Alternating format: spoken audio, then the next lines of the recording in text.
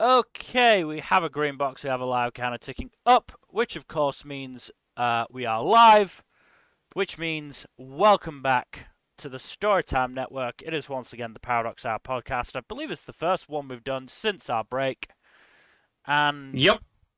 we're traveling 3,700 years into the future. Future. Okay, I still, for some godforsaken reason in my brain, every time we talk about this show, my brain wants to say that the name is Stone Doctor Pilots. Because Stone Temple Pilots. Yes, I've never heard a Stone Temple Pilots song, by the way. Really? Yes. Literally, for some reason, I know that there is a band called Stone Temple Pilots, and for some reason, my brain is like, oh yeah, that manga featuring Senku and the himbos that's like Stone Doctor Pilots, right? No Nope. brain, it's Dr. Stone. yeah, Stone Doctor Pilots, that's what I said. Speaking of funny riffs on Dr. Stone, Team 4 started a little riff on Dr. Stone a while back. That was pretty funny. But that's a whole other thing. Yep. Because, Okay, so we're just going to be doing a general retrospective, right? yes. About the manga, My we should, headcanon about the is... manga, we should point out, we are going all the way to the end. We are not going to be limiting ourselves to anime content. Yeah. That's why there's a spoiler warning up for any of you anime only. So just be forewarned. We are gonna fist this series shoulder deep. Oh my. That is not the imagery I would have conjured up, but Look, I'm sure, given who the artist is and generally the tone of the series, I haven't checked, but I'm sure that the Dojin community for this series is just overflowing with Bara. Or not even Bara, just yaoi in general. I mean, I can check that if you want. I'm about to check it I myself. mean, feel free, just don't show it on stream. Why would I do that? No. I'm just gonna look. And have that on your browser history forever. But yeah, That's what my incognito headcanon mode is for, Fuzzy. Huh? That's what incognito mode is for, Fuzzy. Exactly. Yes, because that helps. That's what VPNs are for, information privacy Fuzzy. in the modern era.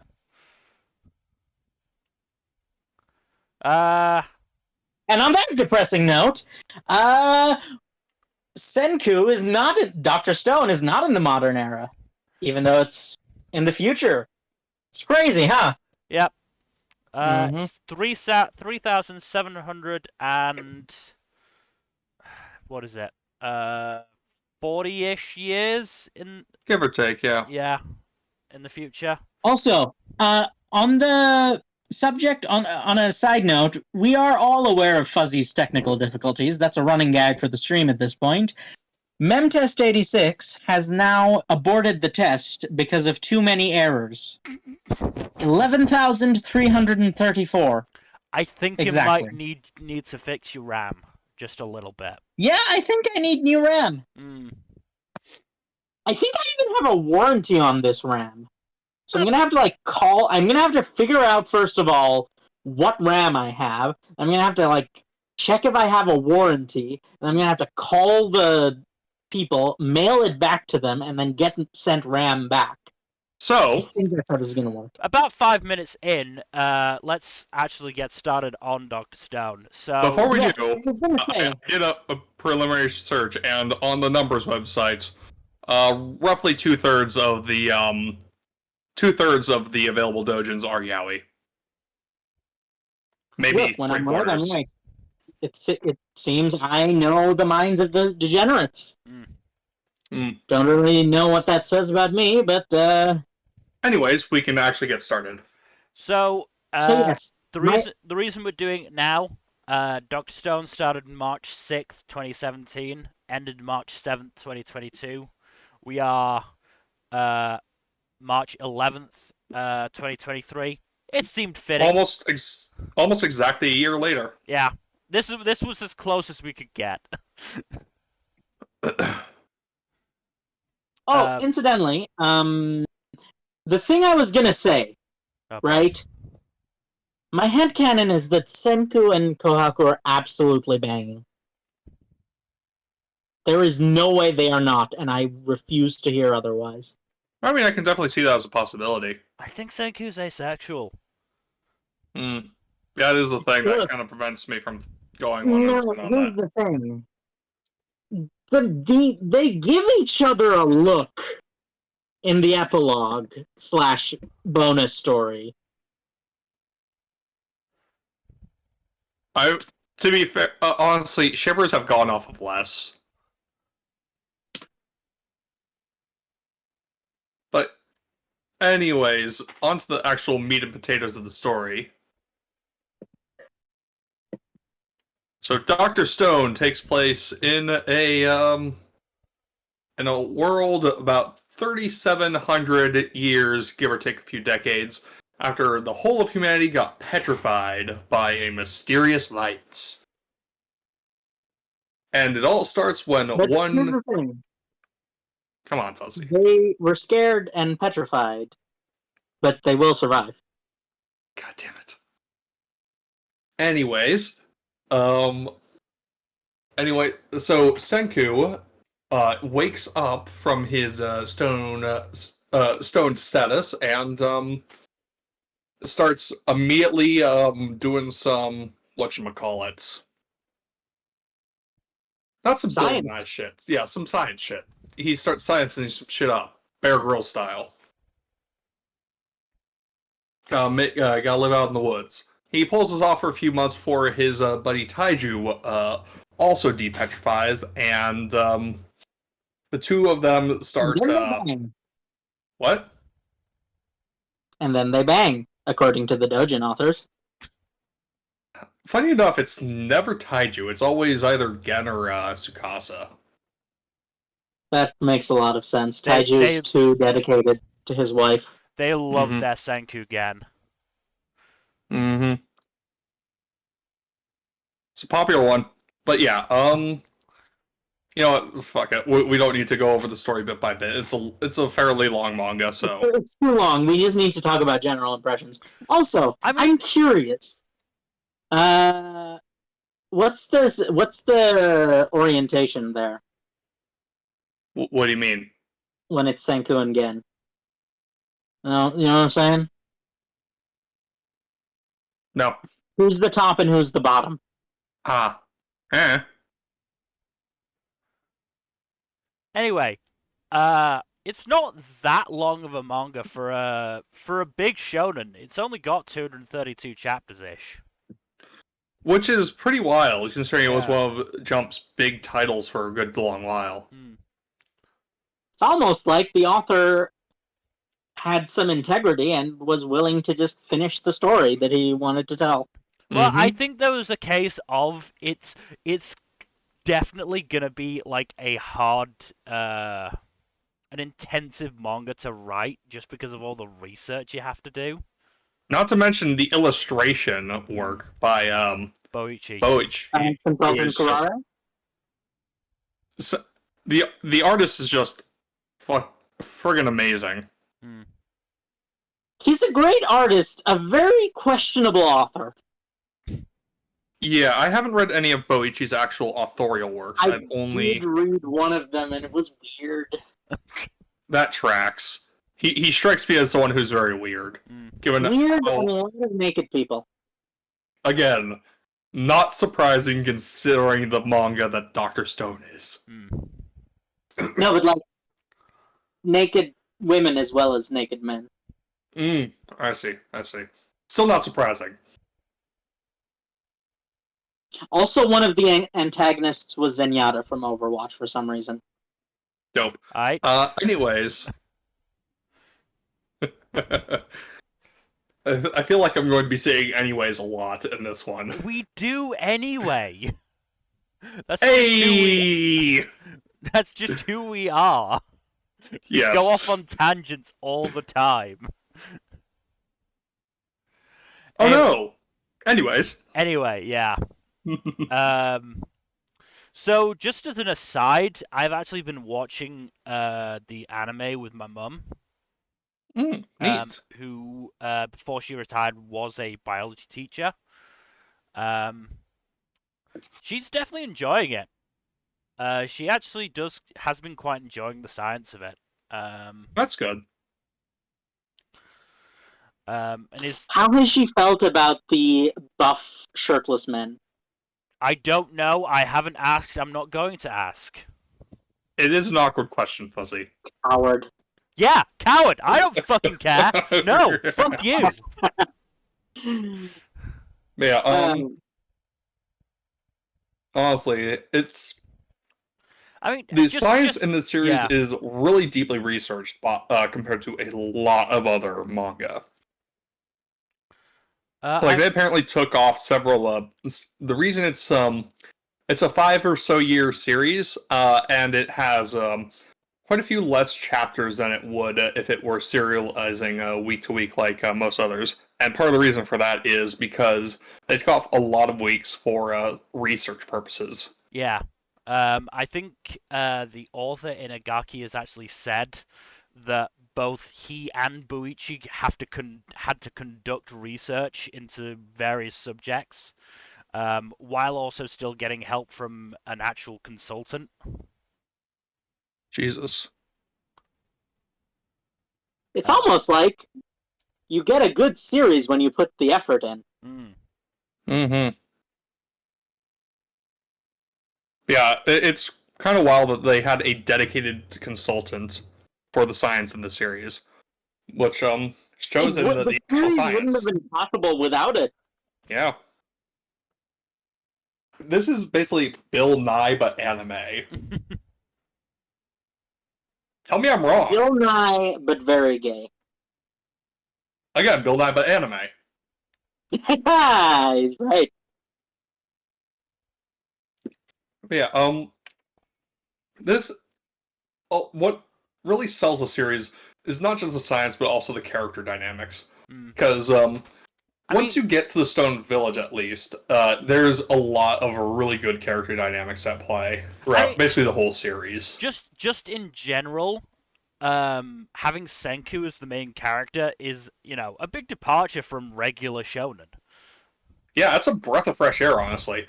99% of shonen protagonists are buff fighty boys who do the fighty stuff. Mm-hmm. Senku is not a fighter. He is a scientist, first and foremost. The one time he gets into he gets into a fight like 2 or 3 times in the entire series, and every single time he has to rely on wit and scientific knowledge to get by, and he does not stand a chance in a straight up brawl. Well, he wins So the thing is, though, scientific knowledge involves like high explosives. So you could make an argument that as long as it's a no holds barred fight, I don't think there's anyone in the series who could beat Senku, because I'm pretty sure he could just bomb the crap out of you. It's the best you can hope for is like a double kill. It's the Batman issue. If Senku has time to prepare, you're screwed. Yes. Yeah, okay. Senku won the grand bout, but he only beat one person, and it was a beaten up, like, Sugar Crash Ginro. And it's like... To be fair, he did, like, slightly struggle until he managed to nail Ginro in the little Ginros. Okay, are we gonna talk about the elephant in the room? Depends on what the elephant is. The village elephant. Oh, you mean... No, I'm just gonna say now, no, we're not gonna talk about it. We all know it's not possible. It's just a suspension of disbelief thing. Well, no! It's not that it's not possible. It's just... It would require a lot of, well, not beyond suspension of disbelief, it would also require a lot of very carefully controlled, breeding, yes. For at least, like, 5 generations before it became viable. Now, I'm just gonna say the same thing that I said to my mum. I know it shouldn't, work this way. Oh, You're yes, just your gonna mom have is a to. biology teacher. No, She did she point noticed that it. out, She didn't she? noticed it instantly, and I was like, Ha! I know. There was a big discussion about this in our Discord when the show first started airing. You're just gonna have to take it on faith. It's called suspension of disbelief. Yeah, you're just gonna have I to think like. that is probably the biggest stretch in the show. Oh no, In absolutely, it's yeah. a very well researched show, Mm. Mm-hmm. especially because of just how viable a lot of the stuff seems. It's just that one thing. Yeah, I think they had to do it because otherwise there would only be able to be depetrified characters basically, Mm-hmm. and Senku Which, wouldn't be able to get spoilers, anywhere. not Yeah. all the characters are depetrified. Some people are descendants of the astronauts on the space station hmm who All didn't 6 get of them. petrified when everyone else did. Man, it was a good. And instead decided to repopulate the Earth. It's a good thing there were Oh, 3 I guys. need to go pick up some shopping. I'll be right back. Okay. It's a good thing there were 3 guys and 3 girls though. Imagine how. Yeah, awkward if it was would've an been if- uneven gender ratio, yeah. that would have made things a lot more awkward. Mm. But yeah, it's definitely the one big sticking point science wise. So. Well, beyond the speculative fiction elements, yeah. Oh yeah, I mean obviously. I mean you said that character dynamics got better once we got to the village. I honestly, again, having just watched it, and maybe it was because I've been watching the dub, and I have been watching the dub, and for those main 3 characters in that early bit, Senku, Taiju, and Tsukasa, you've got 3 like excellent voice actors. Because voicing Senku is Aaron Dismuke. Oh wow. Voicing Taiju is Rico Fiado, and voicing Tsukasa is Ian Sinclair. Oh damn. Yeah, and like all of them are fantastic, as is Yuzuri has, who I can't remember off the top of my head, which is bad. Very unfortunate. Let's see if I Brittany Lauder. Brittany Lauder. She's also very good. And I do think that, I don't know, maybe it's the performance, maybe it's being able to hear it in English, but you very much get that sense, especially between Senku and Tsukasa, of that, tension. That tension, and if they had met prior to the world going into shit, then they probably would have been friends. They would have been best friends, yeah. As well as the fact that, Tsukasa's not wrong. He's going about it the wrong way, but he's not entirely wrong. He's one of those classic examples of a villain who has a very good point. Which is unfortunate because he's kind of a bit of a dick about it. Yeah. No, he's definitely going about it in the wrong way, but, again, my mum even said, she was like, he is right, though. No, he is correct. Yeah. So yeah, as I said, I do definitely think, I've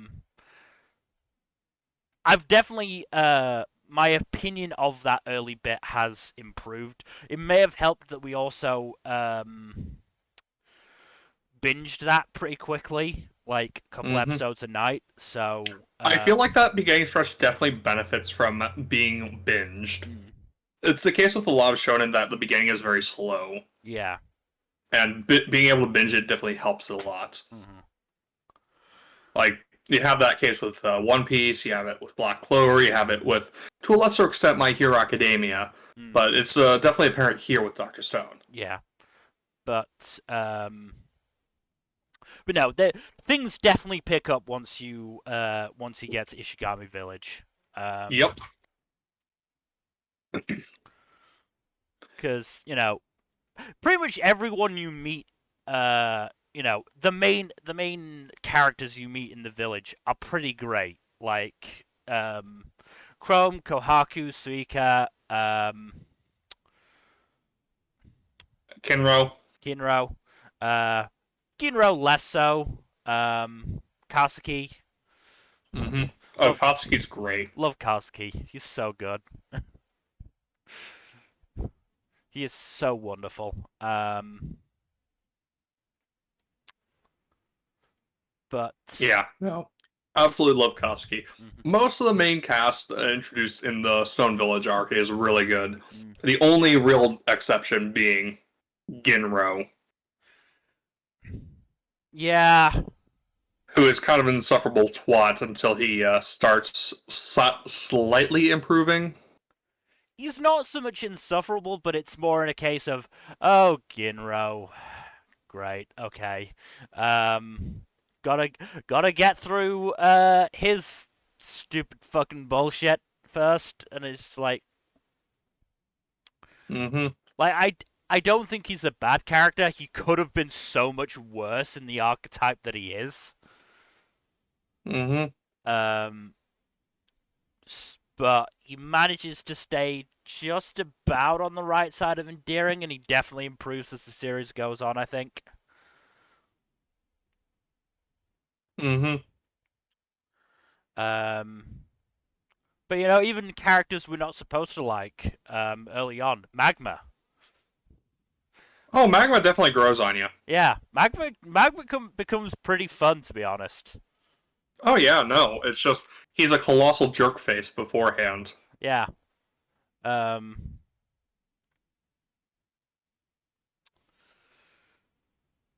So in terms of the arcs, we've got the The prologue arc. we've got the prologue arc, we've got the sulfur drug arc, Stone Wars. Do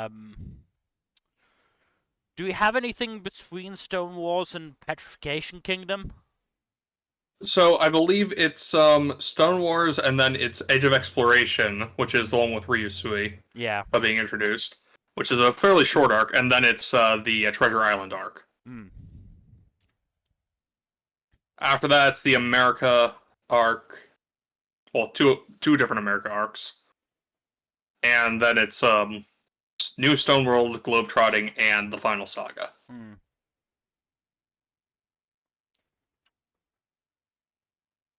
So, I mean, Sulfur Drug, not a huge amount to say about that. That was very much, establishing the village, the interests inside of it, and hinting at the big reveal of, oh, these people were are descendants of the space station astronauts, including which one of them is Senku's adoptive dad. And oh boy, was that a I mean, The whole thing was a bit of a weird bit. yeah, I mean, it's well done. I mean, the truly like heartbreaking bit doesn't come until later. Like there is a moment, and when I say it, you'll know exactly what I mean. That genuinely had me crying, and it was the platinum. Oh God. Yeah, Yeah. we'll get onto that.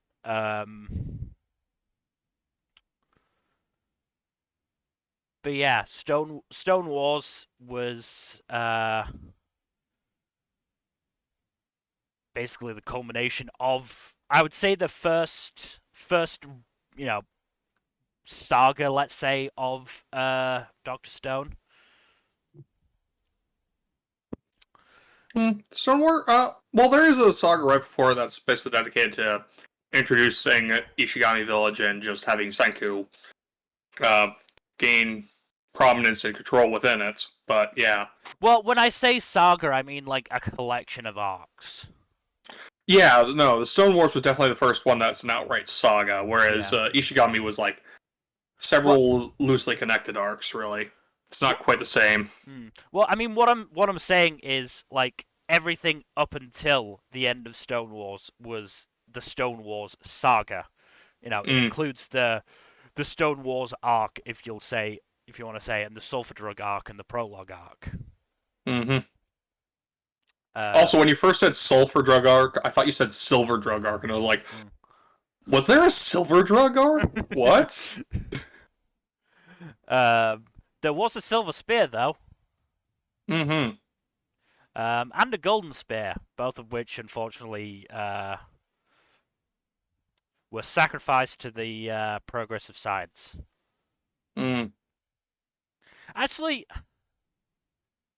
the Silver Spear was fixable, but I can't remember if... Well, they stopped using spears after at some point. After they got katanas, basically, yeah. Except for, like, spear specialists. Once they got katanas, they just stopped using spears. The only ones who did use spears were the specialists, yeah.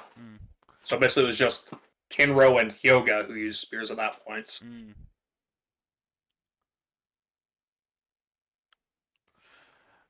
So yeah, and Kinro's spear was not coming back. No. It was not. That one got struck by lightning. Oh, that was funny. Poor Kinro. He was so happy with his golden spear, and then it just all went away. Rest in spaghetti, never forgetty. Yeah.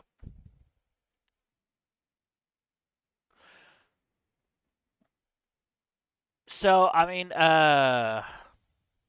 Stone Wars arc introduced, all the characters that Tsukasa had depetrified. Chief among them, Hyoga and Homura. Yep. Oh boy, is Hyoga... Hyoga is an obstacle, let's say. He is quite the tool, yes. So, I forget, like, what his motivations were. Was he actually a believer of, like, Tsukasa's ideology? I think he was, like... I think Hyoga was more of, like, a Darwinistic type. At the time, at least. Oh god, we're getting into the social Darwinism already? Yeah, that's more of Hyoga than Tsukasa, though. Tsukasa was like grown-ups bad. Well, Tsukasa was basically Babies for Socialism, featuring grown-up suck. Yeah. Yeah. Of course, he still somehow had a cop in his army, so I don't get how he justified that. A very bad cop at that. Like, Yo was Yo not sucks. a good person. Yeah, Yo was a really shitty dude. And somehow still considered a member of the team. To be fair, Yo is probably like the biggest butt monkey in the entire series, besides maybe Ginro. Deservedly so. Mm-hmm. Ginro is also a garbage fire, by the way. Ginro is more of just a light sex pest. So better Minata, basically. Not that that's a high bar. Yeah, as I said while you were away, Fuzzy, Ginro could have been so much worse considering the character archetype that he was. Again, case in point, Minata. Yeah. Like, that's obviously not to say that he wasn't, sometimes very insufferable. But I'm just gonna take the win on he could have been a lot worse and he wasn't. But yeah, so Yo is very much a butt monkey and just gets worked to the bone by Taiju. Yeah, it's really fun seeing Yo get absolutely shat on. Mm-hmm. Look, Comrade Taiju knows where it's at. Mm-hmm.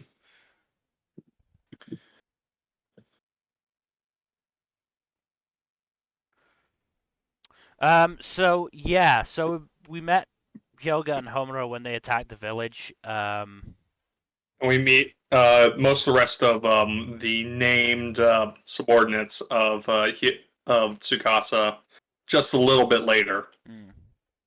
Namely, Nikki, Ukyo, and Yo. Ukyo is actually kind of one of my favorite characters. Yeah, Ukyo's fun.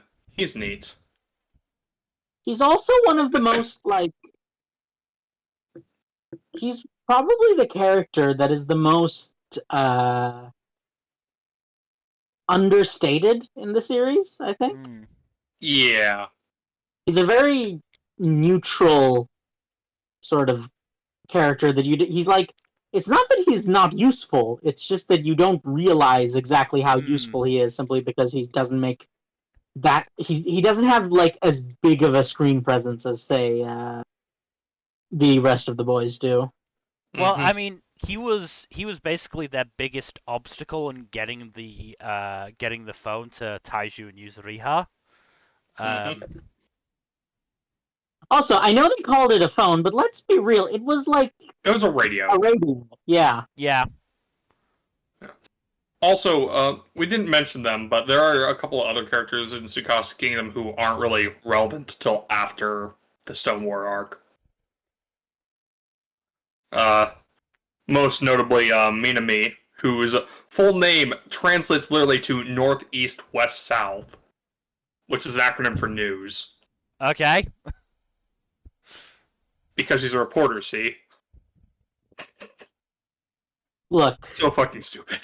we are aware that shonen authors pick the stupidest names for their characters. This is not news. Shonen authors love fucking puns, especially when character names.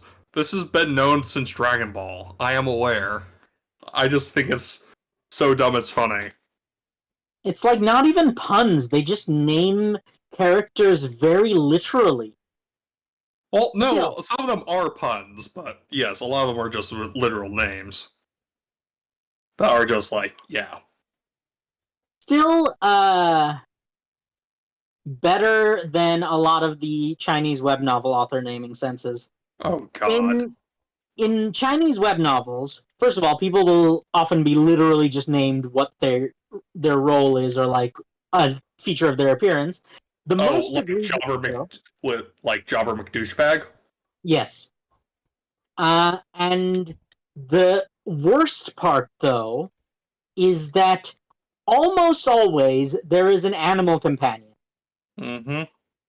And the name of the animal companion is always Zhao, which is little, followed by their color. Oh my god, that is so fucking dumb. Yeah, it's like to the point where people, I think it's like mandatory at this point. Like people apparently just have to name their characters like that because it's lampshaded even at this point by a lot of authors. So I'm wondering if it's like not even something they necessarily want to do, but something they have to do due to established conventions. Don't fucking know. All I know is that it sounds really dumb. Because it is really dumb. You make a great point, Fuzzy. It is dumb. But yeah, that aside, it's like completely understandable that the authors name these characters really dumbly, because, like, at this point, that's more of a trope than anything else. Mm-hmm. Right? The fact that these characters have dumb names is part of the genre nowadays. Yeah. Mm-hmm.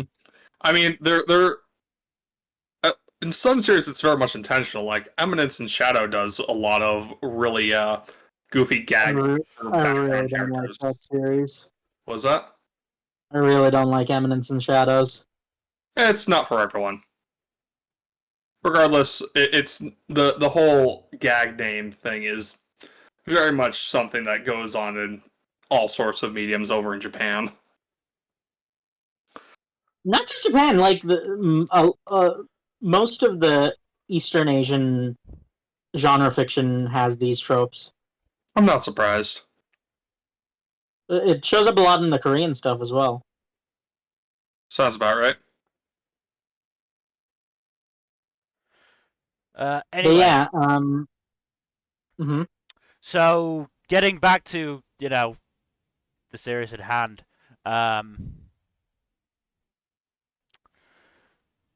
So, as much as people didn't particularly like that early prologue of the series. When we actually got reunited with Taiju and Yuzuriha, it was actually a pretty emotional moment. I have a special fondness for Yuzuriha in particular because she just is like, yes, I am hyper competent and my husband is a complete himbo, so I guess I'm the breadwinner now. Yeah, that's what. I do also like that her hypercompetence in her admittedly very feminine field is not remotely played as a negative or as anything other than being amazing. In the series, yeah. She's like the best seamstress in the entire series. Like straight up. Seamstress is almost like It's almost too mild of a word for what she is. She's like a masterclass weaver on the level of fucking Athena. I mean, while she can literally put broken people back together. Yeah, I was just about to bring that up. Like that is not something mild. That's like a big freaking deal. Yeah, no, she is a craftsperson to the core, and she is excellent at it. And she knows it. Mm-hmm. I mean, she creates a whole fashion line that looks fucking great. Mm-hmm. I mean, that suit on Katsuki, Jesus. Just all of those outfits were just absolutely have we fantastic. talked about our dwarven craftsman god? We touched on him briefly. Him. We haven't gone into any real depth about him. He is fucking great. Love Katsuki. He's probably my favorite character in the series. Yeah. He's a real fun one. How do you feel about the idea that they do somewhat reference the idea that there's some inbreeding going on that led to problems in the form of a lot of the villagers are like very small? Possible. I mean, I would have more chalked that down to a somewhat lacking diet. That's also a thing. You're thinking it's more of a malnourishment thing? I don't know. It could be a combination thereof. That foodie dude. Yeah, that foodie dude was like, all we eat is fish, and that can't be good for you. Well, no, fish. Of all the things that are like, we only eat this thing, fish is honestly one of the better ones because it's a pretty. Fish is one of the best meats to have as your primary protein. Like of the primary proteins, I think it's fish and poultry are the ones that are the ideal ones. Red meat can cause complications if you have that exclusively as your protein. Yeah, it's But yeah, you can absolutely get ripped off of just fish and wild vegetables. That is very true. But I won't pretend to be a nutrition expert and say that I know every single thing about eating fish and all that. I still do think that having a more rounded and fulfilling diet would definitely have helped some with like the growth overall in Ishigami Village, but it's not like they were starving. Yeah. Having access to a coastline that was below the level at which the sea freezes, it definitely helped them have food resources year round. Which, I I don't think enough stories really take into account the issues of like geography on that kind of culture. Yeah, Like- it's definitely one of the more lacking things in a lot of these stories. Yeah, because Ishigami Village was pretty much hunter-gatherer, if I recall correctly. Yes. I mean, as Which much is Not as even ambiguous in Yeah. any way. I mean, as Absolutely much what they were. as much as that dude was like complaining about all we have is fish, like fucking Magma and Mansell, that dude, did like eat what I think was a deer after they killed Gen. Yeah, quote-unquote killed Gen, yes. Yeah, Kohaku was out hunting Yeah. for like animals when they first met. Mm-hmm. No. She was getting the hot spring water. Oh, right. I'm sure I feel like she's referenced hunting animals at some point. She has, if I recall correctly.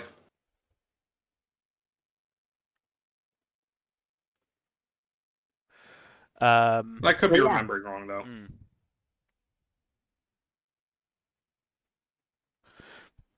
I mean, the basic idea is like they didn't have too much to worry about nutritionally. Yeah, it's irrelevant. Again, with the issues of an entire civilization being started by 6 people 3,700 years ago, I think I don't think nutrition is the only contributing factor here. Oh yeah, no. There's No. like So much.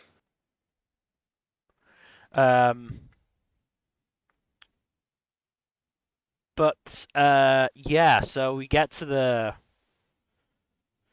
stone wall proper with what was the name of the vehicle again? The Oh, the tank? yeah. I can't remember what it's. You know what's interesting? It is like funny to think about to some extent, but the fact that a lot of the people involved in this series are just blatantly superhuman is kind of something you need to remember. Mm-hmm. Oh yeah, and I mean that is the thing. Like, there's definitely like specializations going on here. Like, obviously Senku is super intelligent but weak physically. You've got the characters that are super strong physically, but let's be real, aren't the smartest cookies in the jar. With the Mhm. Dumb as exception, a sack of bricks, yes. with the exception of Dr. Taiju, of course, which might be one of the funniest gags in the series. That was funny, yes. Also, can we just talk about the fact that we Senku is like possibly just a magical orphan? Yeah, we actually don't know who his bio parents are. We at no point learn who his biological parents are. To be fair, I don't think it's really relevant. Yeah. Well, here's the thing. If they were ever to do a sequel series, they could absolutely make Senku's parents be just like aliens, and that would make perfect sense. Because he's not human. I refuse. Like, he is excessively superhuman, even by like the standards of the series. I mean, you're judging by like the standards of the series, in which there are characters who are in the ballpark of Senku in their respective areas of expertise. Is the thing. Like, Senku is probably like a once in a thousand years genius, but he's still within the realm of human possibility, even if only barely. Look, I don't care what anyone says. Maintaining sanity while counting down seconds for 3,700 years is not something a human being is capable of. I think we all know that, but again, it's a shonen series. Shonen series but inherently stretch human capabilities. What I'm trying to say is that Senku stretches even the bounds of shonen. Does he? I don't know Does about he that. really? I call bullshit on that. We've seen plenty of much more improbable geniuses in shonen before. Well, no, it stretches the bounds of shonen in the context of his own series. I guess. I guess. Kinda. Regardless, I do think we should move on to actually talking about the other characters and the plot of the series. Mm-hmm. Because there's a lot of characters and a lot of content in the series. A lot of plot. A lot of thick, juicy plot. No. And a lot of plot if you're into that.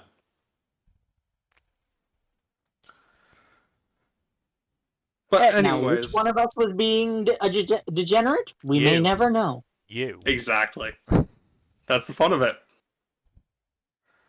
But yeah, so after the Stone War arc and after the Ryusui introduction arc, which I gotta say, it was very smart of the authors to introduce Ryusui after Tsukasa's popsicle. Yeah. Because otherwise, Tsukasa would have murdered Ryusui without Instantly. a thought. There. He's like, He is- literally, he is capitalism incarnate. Yeah. He is an arch-capitalist of the highest order.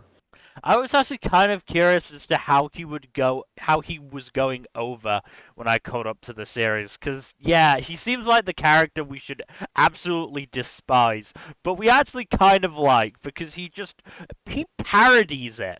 He parodies Yes, being but capitalist. he did He is- also introduce capitalism. I mean, someone would have done it sooner or later, honestly. Better to do it with an idiot who you can manipulate into, funding the entire government. Speaking of Okay, which, so who- that whole manipulation thing was hilarious. It was less manipulation, more. It was literally on the level of, I bet you won't. And he was just like, how dare. Yeah, I do love the bit with what's his face? With Gen and Senku just laughing evilly while Maniacally, they are while they're manipulating Ryusui into doing their bidding. It's like I said, it's barely It's even. just so funny. They barely have to try, which is the best part. Yeah, and they're laughing their asses off as a result. Yeah. It's just that realization from Ryusui of, I think I've made a mistake here. This is only going to hurt me, isn't it? Oh well. Yeah, no, Ryusui does add an extra fun dynamic in there, because again, you get another Mhm. person who is, capable of, not intellectually, but personality-wise, sparring with Senku and Gen, Mm-hmm. which is always fun. Though in some cases, it's less sparring, more a one-sided beatdown. Mm-hmm. I mean, the point is that Ryusui is not somebody who's willing to back down easily, which is why Senku and Gen had to trick him into giving up his money. Yep. But it was not hard for them. No, because Ryusui is a fucking idiot. Yep. Yeah, he's probably... Look, capitalism was gonna have to happen, because this may be a controversial opinion, so I probably shouldn't even say it, but I feel like, at a certain scale, capitalism becomes inevitable. Not about capitalism per se, but a monetary system definitely does. Yeah, like after a certain Like, point, barter just does not. some sort of currency needs to be implemented at a certain level. Mm. Like it's just like if for no other reason than human brains need that dopamine hit. Well, no, it's just barter system. The barter system becomes impractical after a certain point. I mean, as they showed, it was a very good way of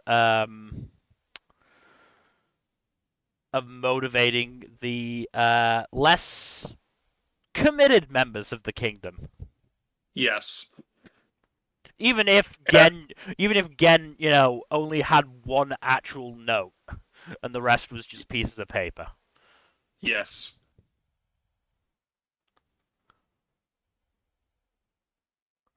I mean,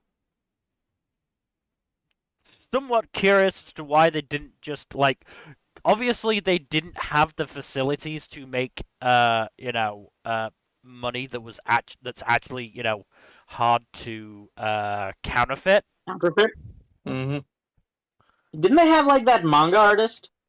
Yeah, I think he was the one who just, created the actual, design for the money. He wasn't hand crafting every note. I'm not sure. Like, we don't actually get to see, like, what the creation process for the money actually is. I don't think. I think it's like a stamping thing. I mean, they've a printing press isn't hard to make. Yeah. No. Well, it's not, but when you have to make a specific design that's very intricate, it does become substantially harder.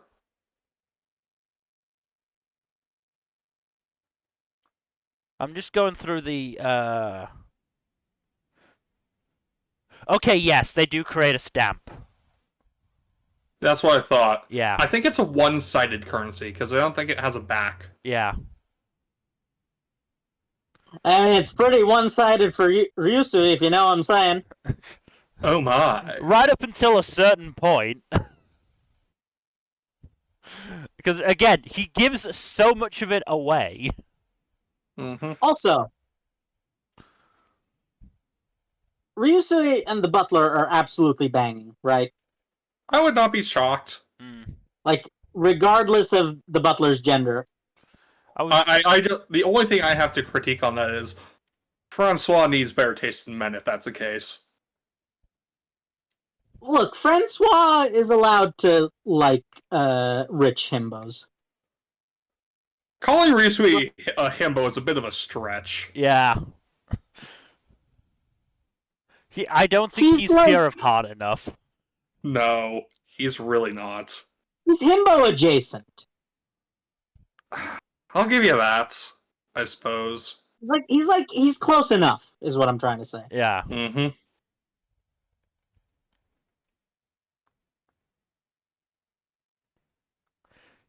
But yeah, I mean, if we're gonna talk about, superhuman characters, Francois is inordinately talented. No, Francois is actually just some sort of like god being. Yeah. At this point. Like, I do love that the series basically lets Francois be very comfortably non-binary in their presentation without ever trying Francois to is define a absolutely gender. undo. That has no relevance to the fact that they and Ryusui are absolutely just banging. I know, but I am glad that it's a very rare but very nice representation in a big shonen, you know? yeah. Yeah, it's not something you see very often.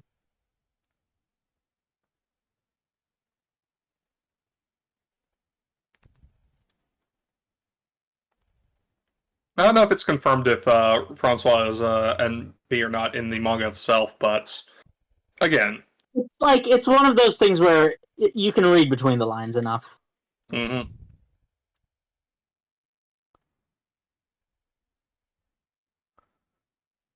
Yeah, Ryusui and Francois overall are very fun additions to the cast.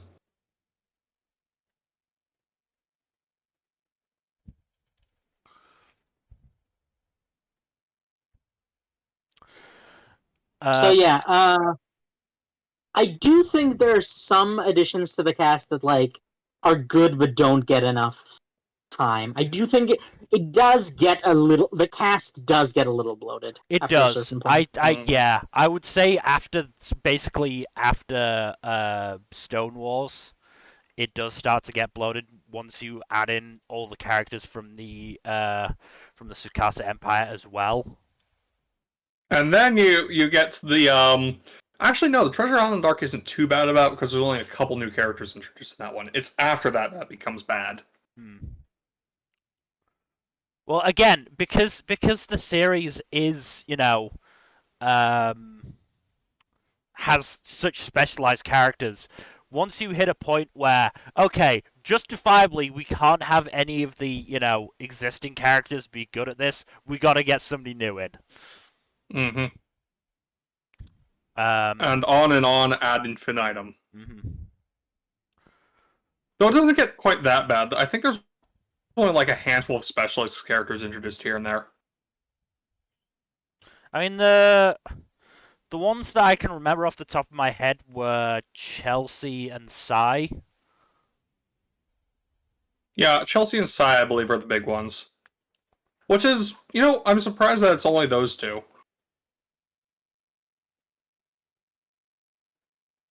Oh no, there's also Joel. Oh, Joel, yeah. But again, he comes in so late in the series, it feels like. Yeah, well, Sai does too. Sai comes in really late. Yeah. I mean, Sai comes in right at the end. Yeah, he's only really prominent in the last saga. But yeah, that is the thing, though. It doesn't take too much time introducing specialists to make streamline the series, so it does work fairly well. Mm. The one issue is that it does lead to a little bit of cast bloat by the time they get to the America stuff. I definitely do think there's a case of. So you're saying it gets worse once America gets involved. As always. Goddamn Fuzzy. Once they do hit America, Murka. the series focuses more on the plot than it does character work, I would say. It still does use the characters for fun gags and good banter, but I do think the character arcs overall take a backseat. Yeah, I think the only real one that I can remember from that period was the Suika one. Suika. Yeah, Suika gets some good character growth in that time. Also, like No, like no, Fuzzy, no. horror story. No. No. I don't care what you're gonna say. I have a feeling I know what you're gonna say. No. I'm not gonna say anything degenerate. I'm just saying like that amount of isolation is like torture. Oh yeah, no, that It is is. horrifying. Yeah, I was just gonna say how horrifying it is. Look, I am a degenerate, but I'm not that much of a degenerate.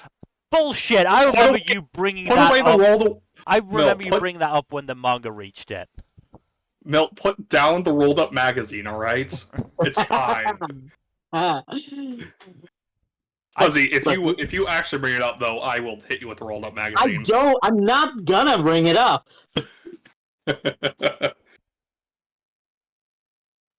I'm just saying. I I do remember. have some standards. I remember that Good. you brought it up when the manga hit that point. Look, I didn't bring it up because I wanted it to happen. I brought it up because I was afraid it would happen. There's a very big difference there. Mm-hmm. I brought it up because I know shonen manga. Mm-hmm. Yes. And the degeneracy is built in. Dr. Stone wasn't that bad in those terms. No, it wasn't nearly as bad as some of the others that we could name quite easily. Mm. No, but like it's very hard to judge like early on, Mm-hmm.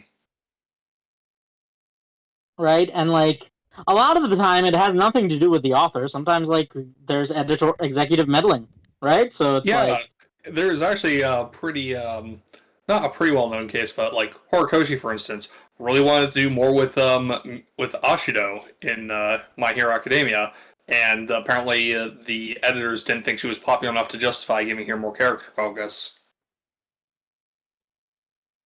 we know Which what is- Horikoshi is about. Horikoshi has once outright stated that if he could get away with 30 straight chapters of drawing Mirko, he would. Look, the man has good taste. What can I say? I don't blame him, yeah. That's like the look. Her and Lady Nagant and that one giant random lady. You mean Mount Lady? No, The The- shark lady. the shark lady. Yes. Yeah. Ah, yes. Yeah, no.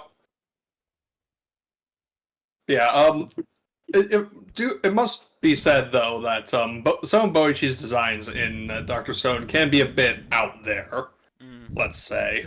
That's just a Boichi thing. You just kind of like that. That's Yeah. the Boichi tax. You just gotta Well, pay the no, Boichi at one point. there are several shonen authors that have out there designs for their characters, let's be real. Sometimes it's on purpose just for shits and giggles, like with Oda, and sometimes it's because they are relentlessly horny, also like Oda. I was gonna say, yeah. I wasn't gonna pass up an opportunity to make a shot like that. It's a very easy pot shot, but it works to get my point across. Do you But think we yes. like Oda so much because he's like one of us? Probably. But yeah, back to Dr. Stone. There are a lot of very interesting characters that really don't get introduced until after the anime. The point that the anime has covered. Mm. Especially, some of the American characters are actually really interesting. I Specific- really don't like Mr. I Am the Military Industrial Complex. Oh, Stanley? Yeah. Yeah. I was talking about Zeno, actually. Zeno is more interesting. Because Zeno is like. Are we not? Are we Zeno sure that is Zeno isn't just Senku's biological father? well. Zeno is what like Tsukasa feared Senku would be. I think. Mm-hmm.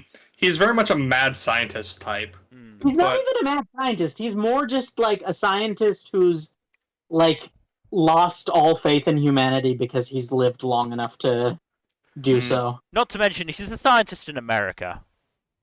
I'm sure he, went through some shit. Yeah. Mhm. Also, I don't care what anyone says. He and Stanley are absolutely banging. I mean, there is subtext there, like actual subtext there. So I would not be shocked. Mm. No, like they are just like I would not be surprised if they just like dropped a comment like casually that oh yeah we got married like 20 years ago or something. I do find it funny that the series ends with no real resolution to any romance beyond Taiju and Yuzuriha's wedding. And also like I think they also mention Chrome and Rui are dating I or do- something. I do think my boy Chrome got done dirty. Well, I don't think he got done dirty. He got some really good stuff, especially towards the end of the series, but I mean that series yes, can that, focus that him at whole all times. that whole thing about the trip not being one way was That was like his crowning achievement. yeah. Yeah, that was really good. And honestly, I'm glad that they put that focus on him towards the end. Because he was a big part of the beginning of the series, and he was a pretty prominent part throughout most of the middle. So I don't think he really got done dirty. I just think, like, the series had to juggle some characters, and some of the major Yeah, I remember- characters had some struggles with getting as much screen time as they did when the cast was smaller. what I meant by done dirty is like in the romance side of things.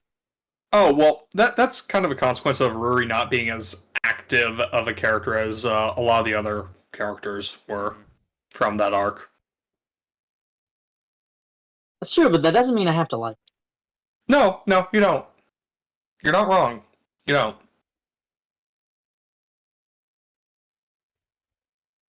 Yeah. Regardless, I do feel like the series overall does do a lot of justice by most of its characters.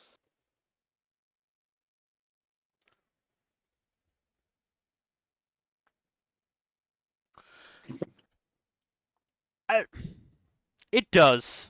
Again, some characters they don't fall by the wayside as much as in some other series. Cough, cough, Mhm. My Hero. But God. which I think is a consequence of, Doctor Stone just not going on as long. Yeah. Not Well, to mention, it also doesn't have as severe of a case of cast split as some other shonen series do.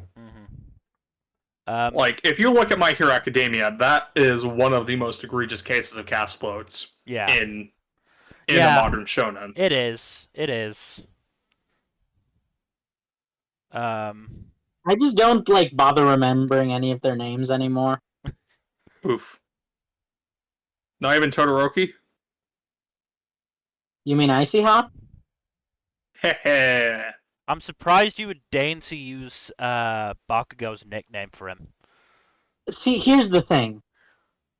That's not a Bakugo nickname. That's just logical. I refuse to let Bakugo have that. He doesn't get to take credit for that. Does he not? No.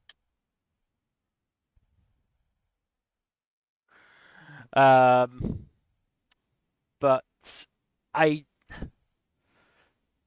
again, the America arc, I think, was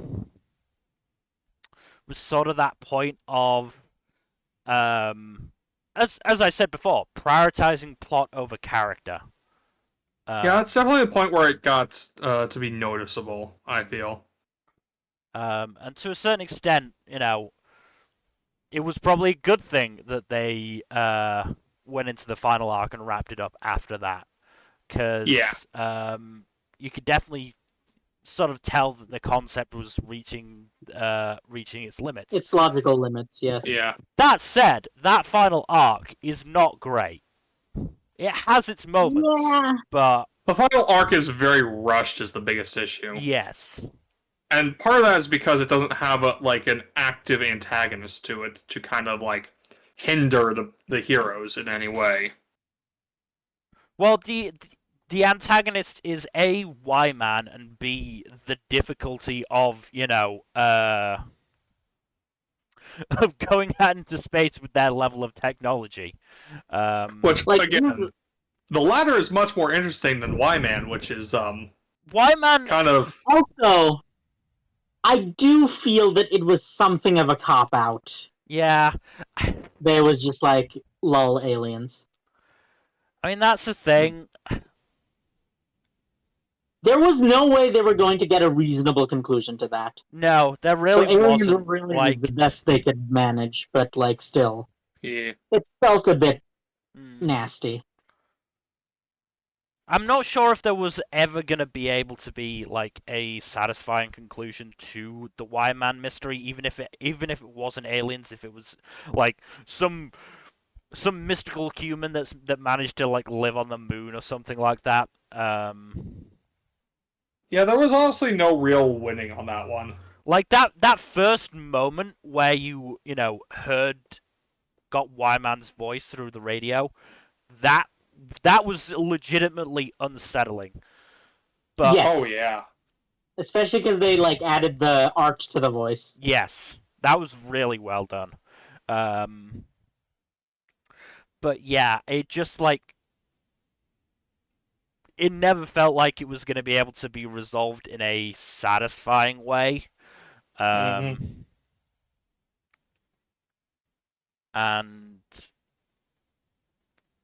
it wasn't. Yeah, it really kind of wasn't. which is unfortunate.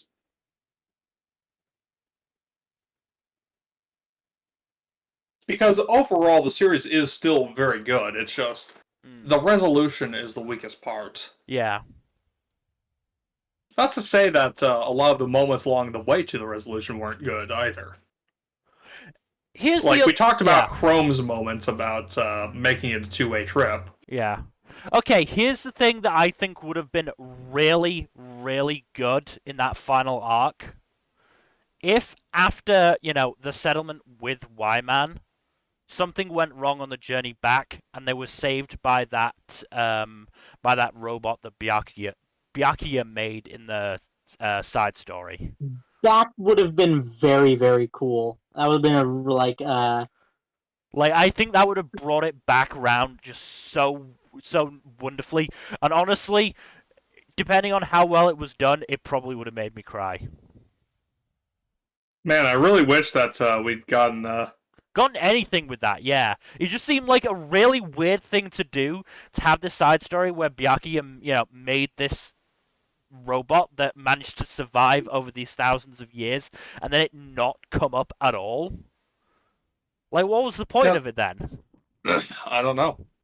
And it's not like, I mean, it was written by Boichi, so it's not like he couldn't have. it's not canon. Yeah, it's not like it was written by somebody completely off to the side, like with Vigilantes. Like Boichi, while he was only the Even artist, Vigilantes had some pretty relevant things to the main Yeah. story. so like that was I a really dislike how Vigilantes ended, though. I'm not gonna lie.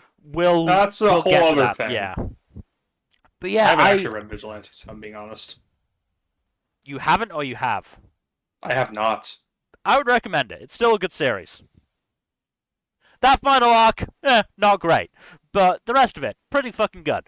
But yeah, I was really disappointed that they never did anything with that. Like I remember, running up to that final set of chapters, theorizing that was gonna play some sort of role. And yeah, it was intensely disappointing that it didn't, and intensely disappointing that again, after all this build-up of menace to Y-Man, it ended up being fairly mundane in as much as mundane as like literal as mundane as aliens can be. intergalactic Yes, AI. yeah, as can mundane be. as that sort of thing can be. But the point is that they weren't hostile. And like maybe that fits what kind of a series Doctor Stone is more than an actual enemy, but I don't know. Oh, it absolutely would make no sense for them to be hostile, but like with the tone of the series as a whole, I just like wish there'd been something more with that. No, I agree. Like as much as I do respect Inagaki and Boichi for bringing the series to an end on their terms, and before it got to the point of Ultra bad. Yeah. They definitely did rush the final arc, which is disappointing. Because even if the Y-Man stuff couldn't have had a good resolution, it could have had a better resolution, I think, than what it got. It could have had a resolution. Yes. Which it didn't really, if you think about it. Yeah. The aliens were just like, well, you guys want to be not part of our hive mind. That's cool, I guess. Yeah. Bye. Like, even the fact that they only left one behind, it's cool, but it's like, they could have done so much more with that. Like, what if that entire colony had just decided to stay? You'd have left room open for, like, a sci-fi sequel series. I think the issue would have been at that point, it would have been really friggin' difficult to, go into the actual science of all that. Yeah, I think that would have been the point where you would have been justified in just abandoning the science.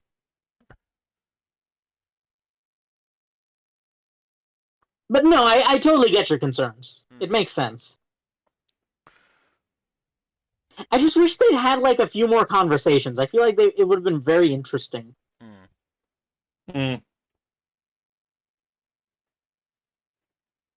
Like, basically, I have the crazy, insane, stupid desire of wishing characters would just like talk to each other a bit more.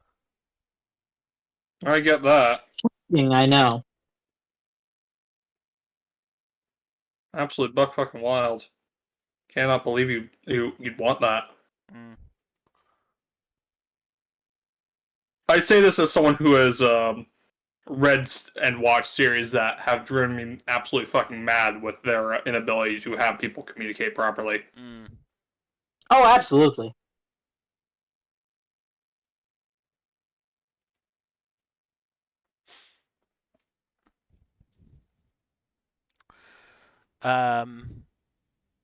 I honestly kind of wonder if it would have been like.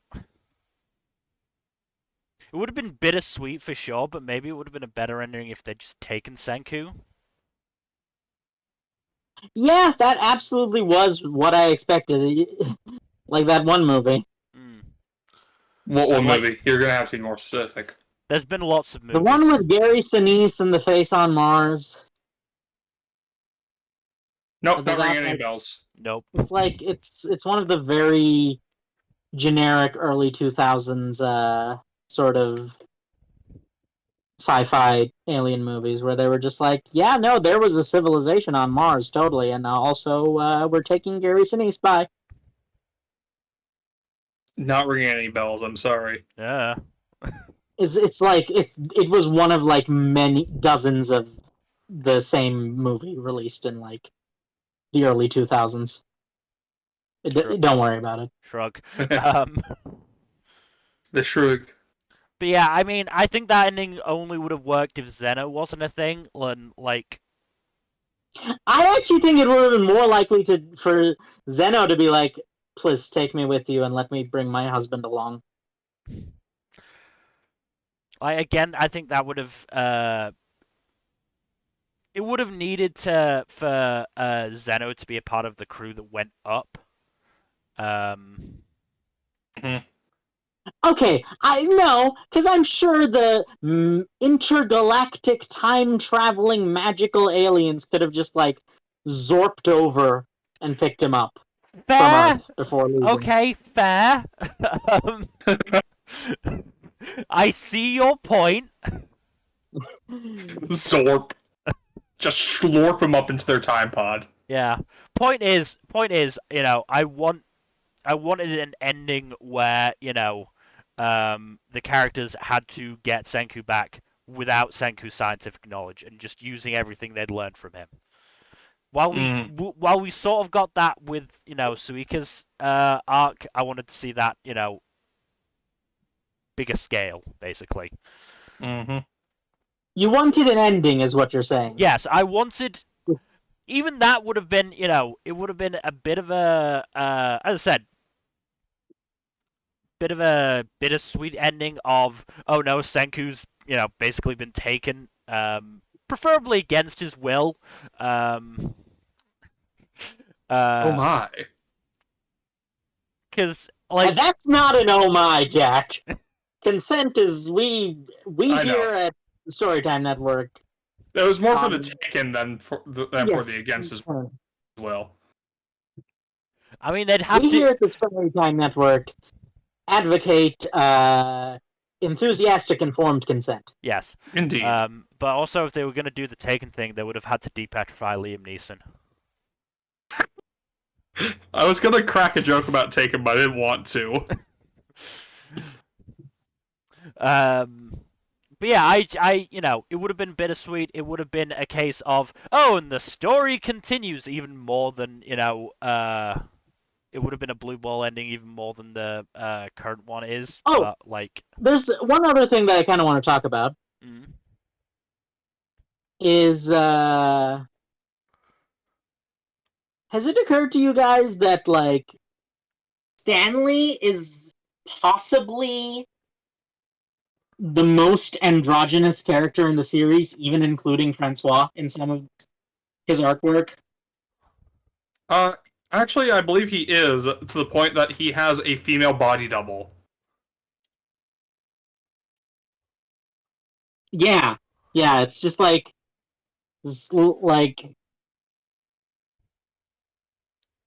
Which is pretty wild in and of itself.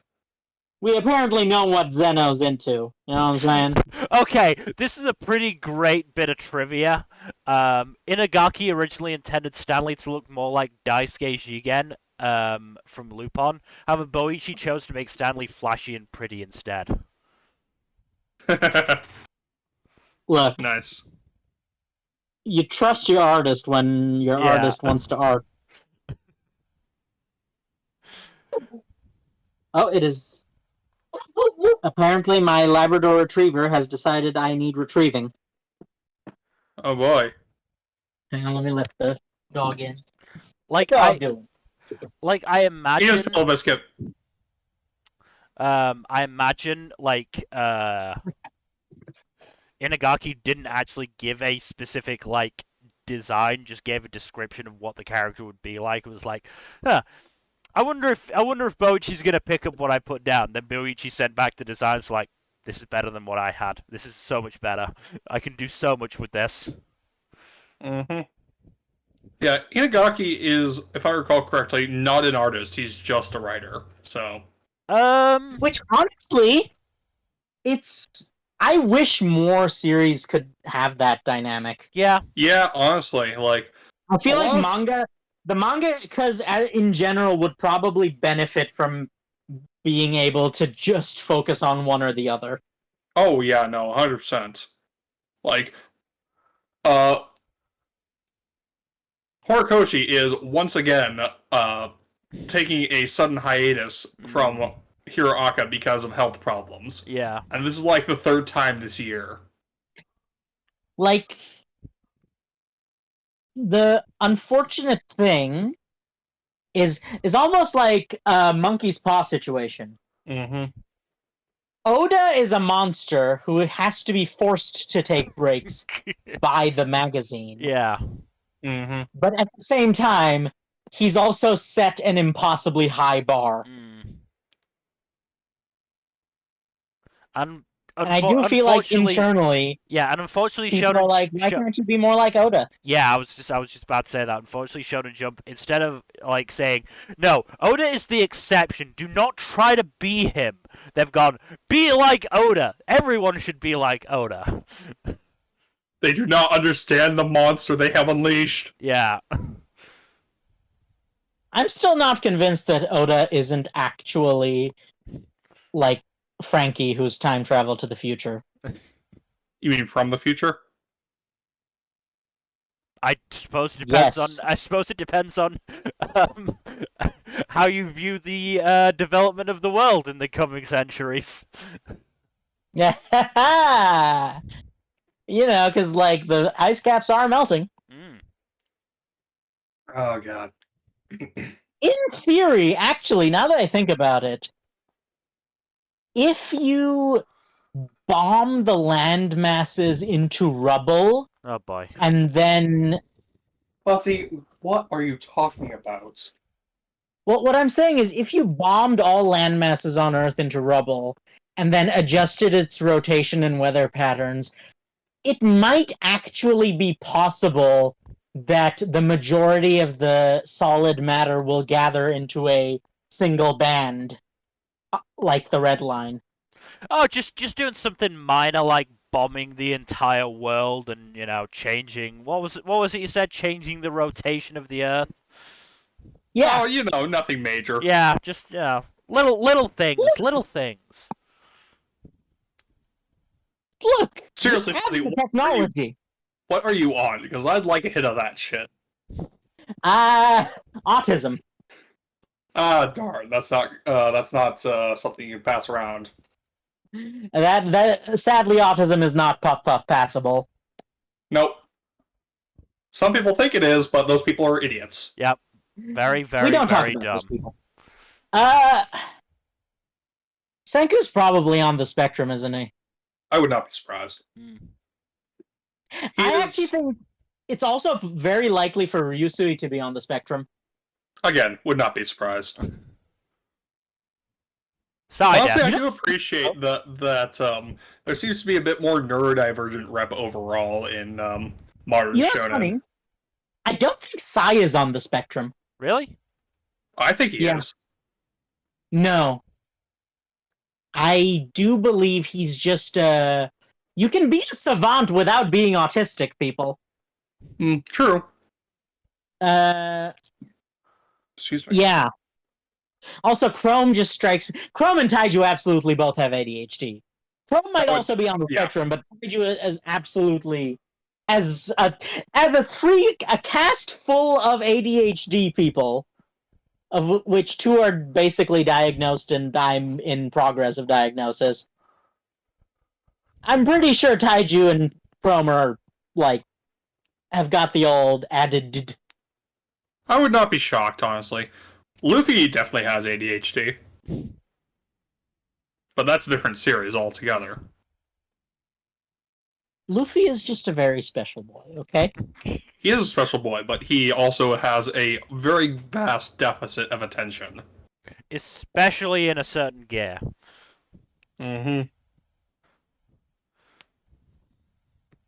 But yeah, I do appreciate also that Senku is a part of a more recent trend in shonen to have more intelligent protagonists, along with Hiraka and, to a lesser extent, Jujutsu Kaisen. Yeah.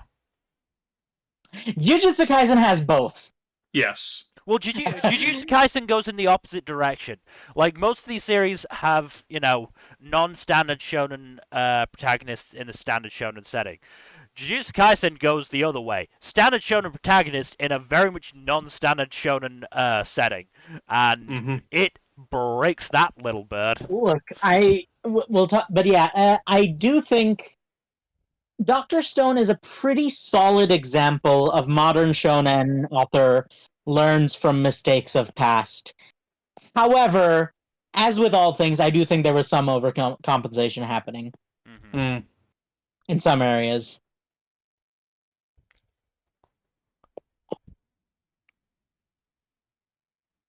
Like, I do think during the Zeno versus Team Zeno versus Team Senku, I do think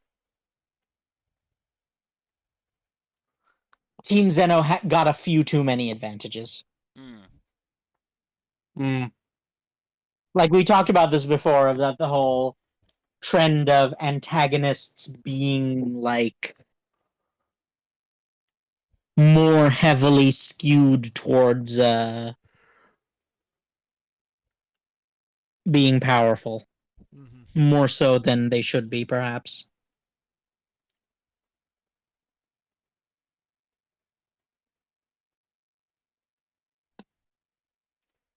It's good when he's on their side, but until then, it's just like No, again. It definitely feels like they were trying to escalate it more and more, and it does seem like they realized, yeah, this is as far as we can go without making the series worse. I mean, imagine what they would have done if they introduced the British. oh no. Oh god. Oh no.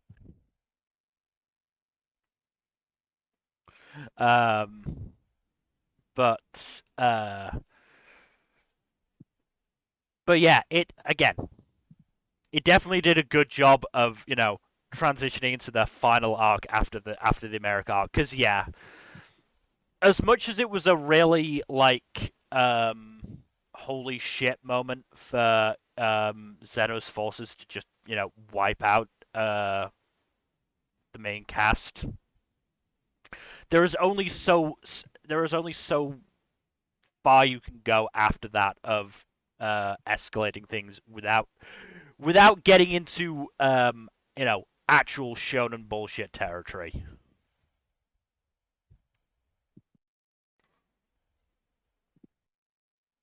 Yeah, Mm-hmm. which arguably Y-Man did just go into that territory. Yeah.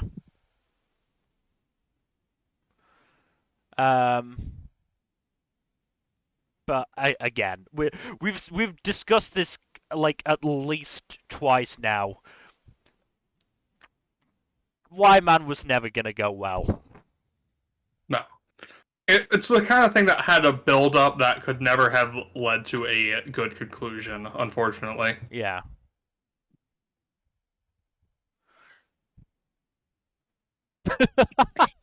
Sorry. I'm just looking at trivia on TV tropes for Dr. Stone. From an interview with Boichi. See, actually, when I draw Senku, I keep asking Senku, why don't you go back to being petrified?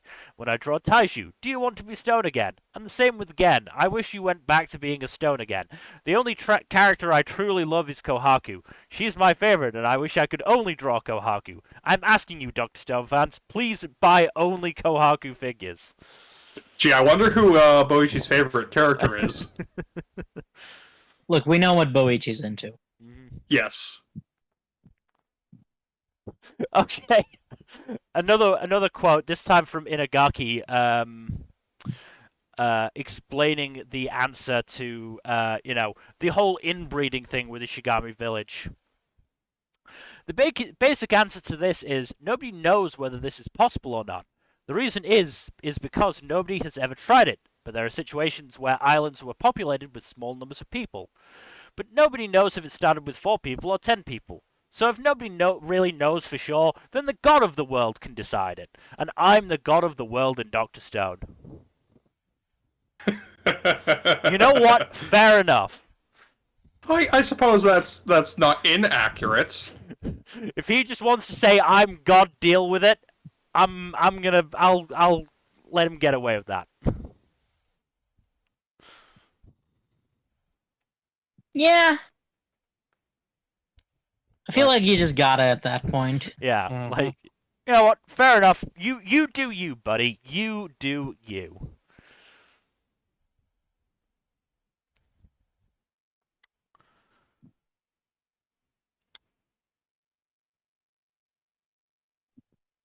Hold on, I have to step away for a second. I'll be right back. All right.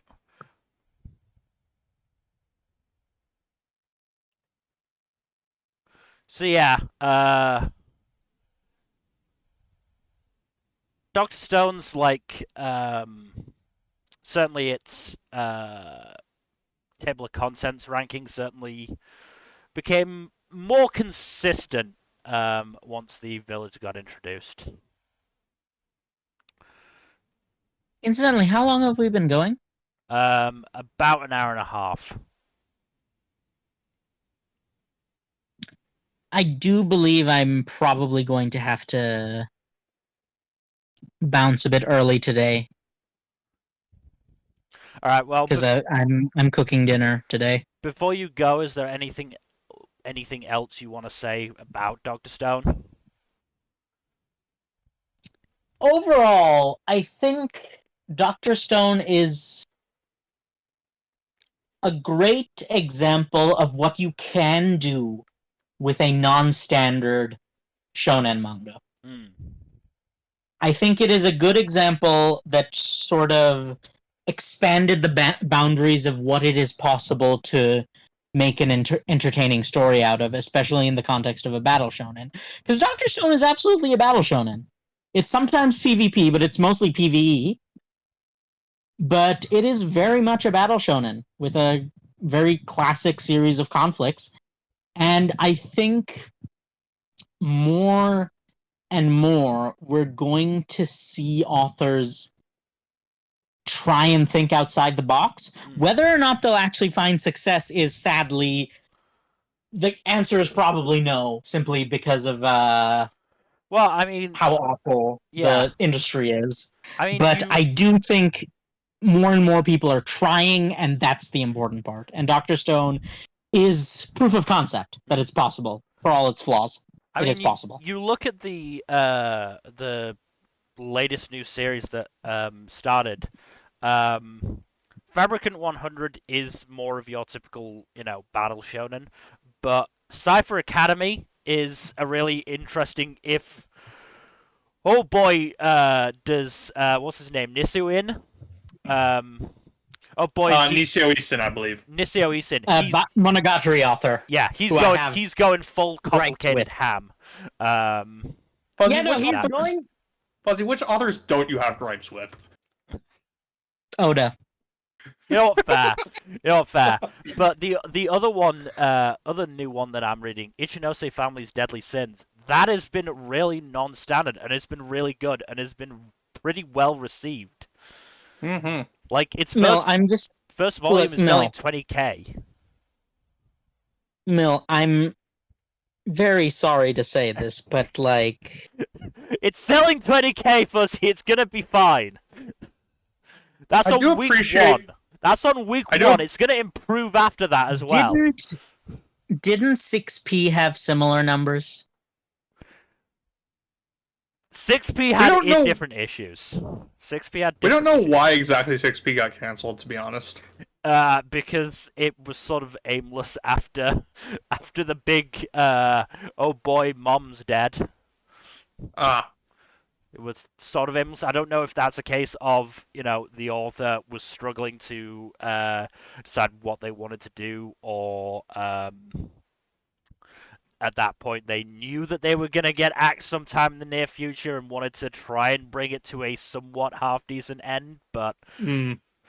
Regardless, I do think that the rise of non-standard shonen that isn't battle shonen is overall a very good thing.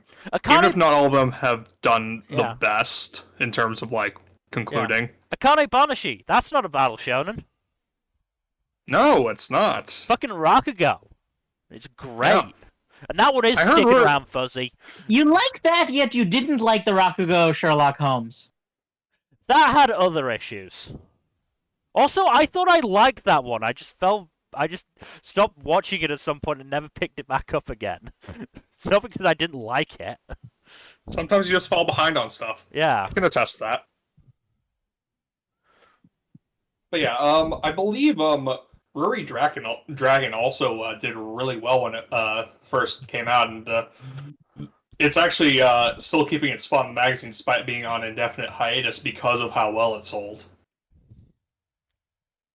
But basically my point is, traditional battle shonen is getting better and better as per Jujutsu Kaisen, and non-standard battle shonen is becoming more and more viable and high quality. And Dr. Stone was kind of like the foundational. It was the foundation stone, if you will. Well, not the only one. There was also The Promised Neverland, which was the other big cornerstone to that. Jack, let me have my pun. Hey, I'm still saying Dr. Stone is a cornerstone. Okay, good. And with that, I'm afraid I have to go, cook pasta. Alright. Ooh, That's pasta. not a euphemism, I'm just making pasta for dinner. Oh shit, he cooking. Alright. Thank you for having me. I'll talk to you guys later. See ya, Fuzzy. See ya, Fuzzy. Bye-bye.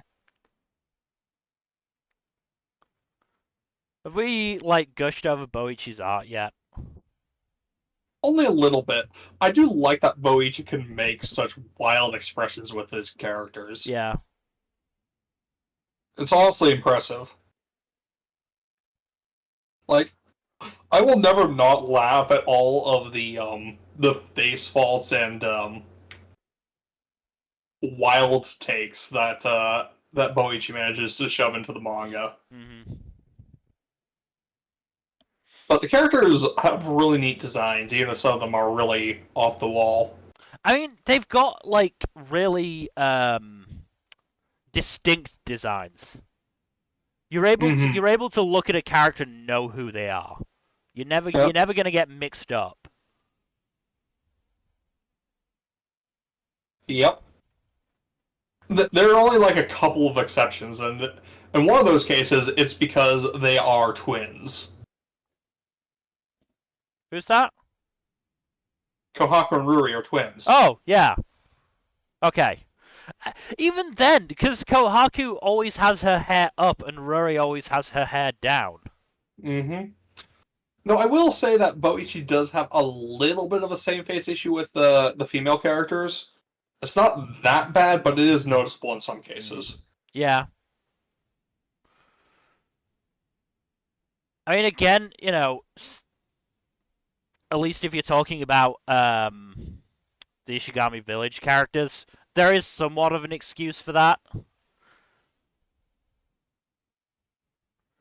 Mm-hmm. What with, they're all descended from the same 6 people. The one does wonder, how much appearances would have changed over 3,700 years. Mm-hmm. But again, I'm sure Inagaki will just explain it as, I'm God, so deal with it.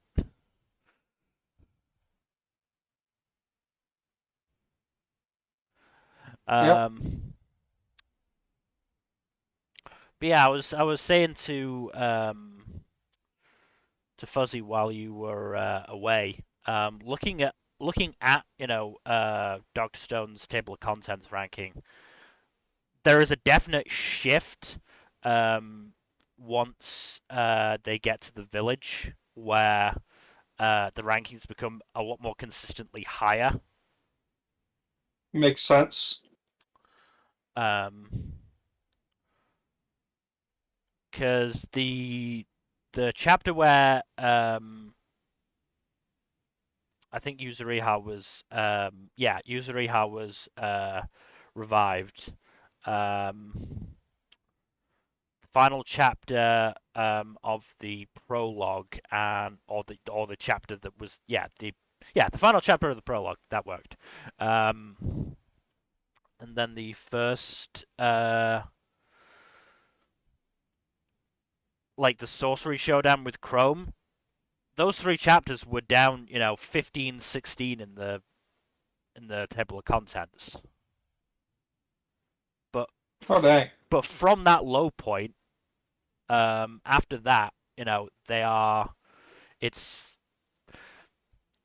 mostly, sort of top 7 or 8 basically places in the table of contents. Huh.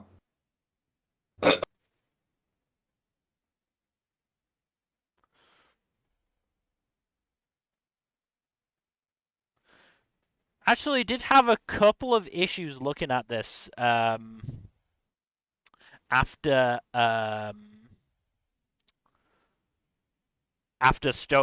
between the end of Stone Wars and them actually traveling to Petrification Island, Treasure Island, whatever you want to call it.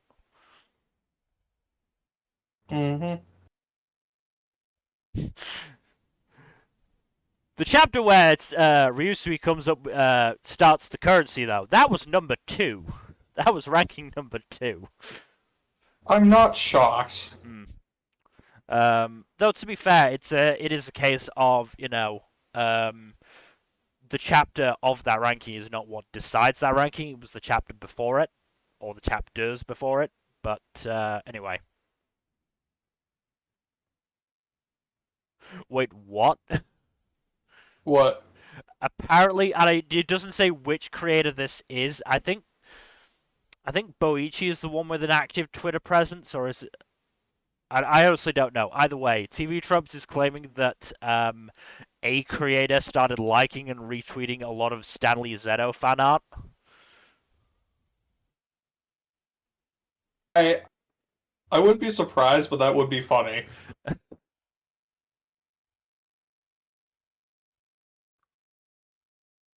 I would have to do some research into this to actually claim it with any confidence, but if so, that's pretty fucking funny. But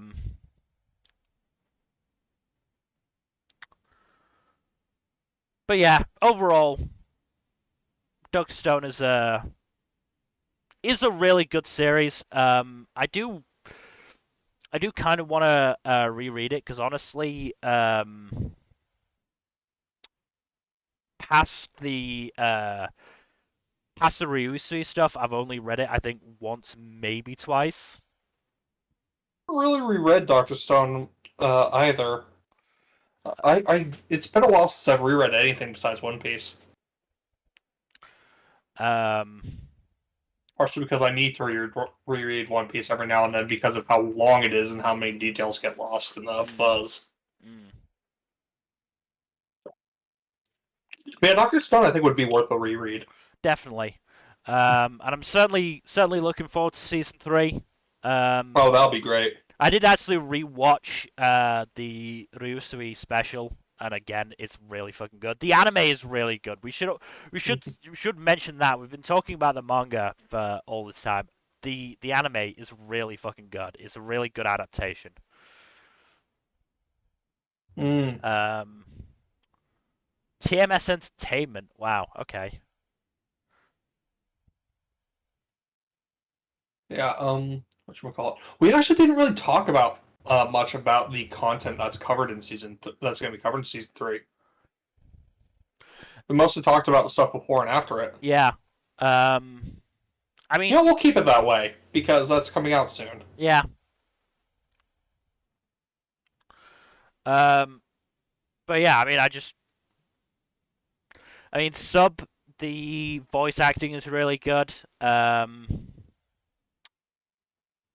Chiaki Kobayashi, I believe, for Senku. Yusuke Kobayashi. Damn it, I was so close. I got one of them right. That was Chiaki. Anyway, Gen Sato for Chrome has a really unique voice, which, whenever I hear him out and about in other shows, I will always think, oh, that's Chrome. Mm-hmm. And as I think I said near the start, the dub is also really fucking good. I really like the dub.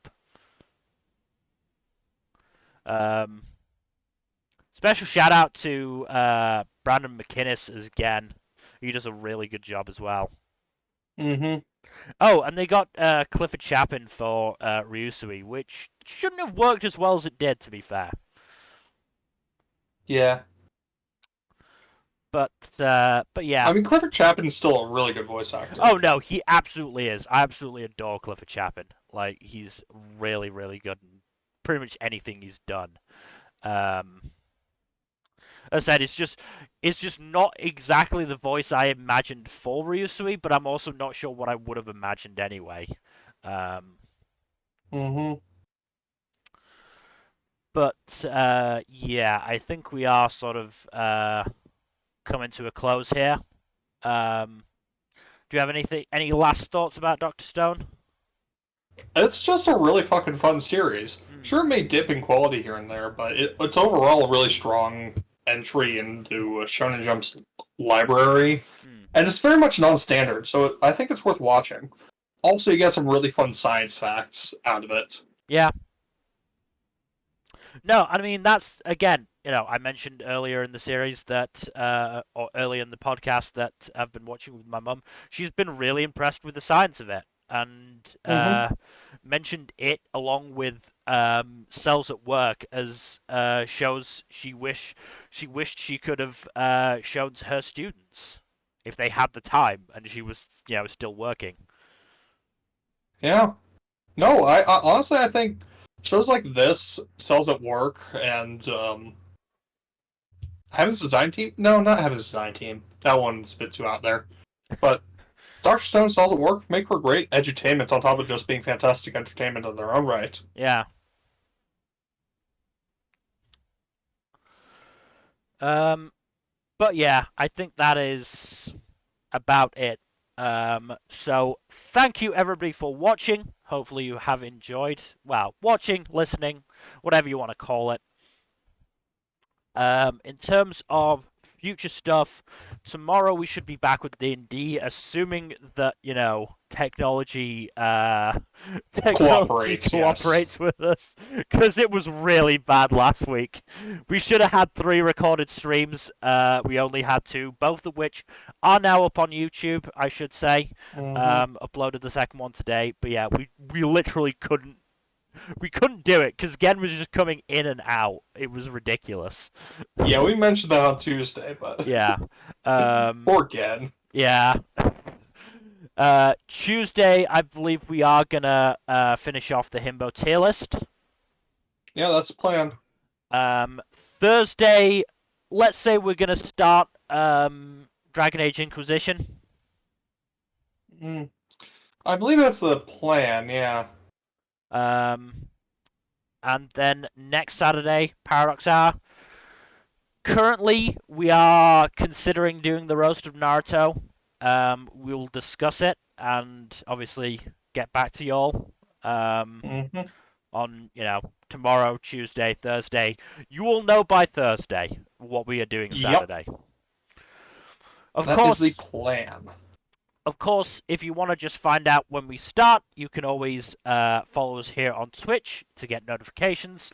Follow us on Twitter because I will tweet out whenever we go live. At storytime_net for the Twitter account. Gonna say now, thank you, Dave Jorge 1 for following us a couple of days ago now. Very much appreciated. Always appreciate people who follow us. Yep, always nice. Otherwise, hopefully we'll see you tomorrow for more D&D. We're getting into what is probably going to be our hardest fight yet. Not looking forward to that. Yeah, it's going to be quite harrowing. But we will see how it goes. Hopefully you will be there with us. And otherwise, good night. Later.